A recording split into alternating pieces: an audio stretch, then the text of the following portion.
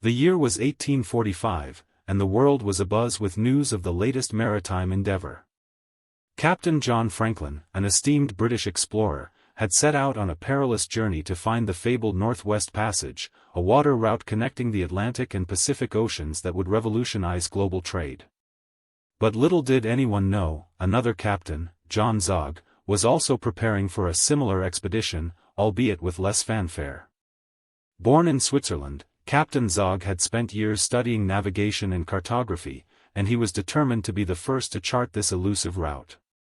In May 1845, Captain Zogg set sail from Liverpool on his trusty ship, the Eclipse, accompanied by a crew of seasoned sailors and scientists.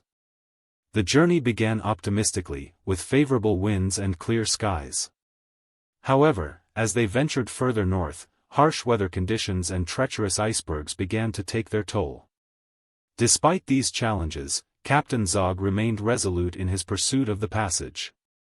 Months passed, and the crew encountered increasingly severe storms, which eventually led them to a fateful decision: to winter over in the remote Canadian Arctic. The harsh conditions took their toll on the crew's morale, but Captain Zogg continued to push forward, driven by his unwavering conviction. Unfortunately, this would prove to be a fatal mistake. In 1846, the Eclipse became trapped in pack ice, and despite desperate attempts to free themselves, the crew was ultimately forced to abandon ship.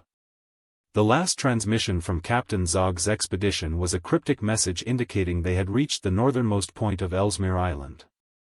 The world would never hear from them again. Over 170 years later, the mystery surrounding Captain Zogg's ill-fated journey remains one of the most enduring unsolved stories in maritime history.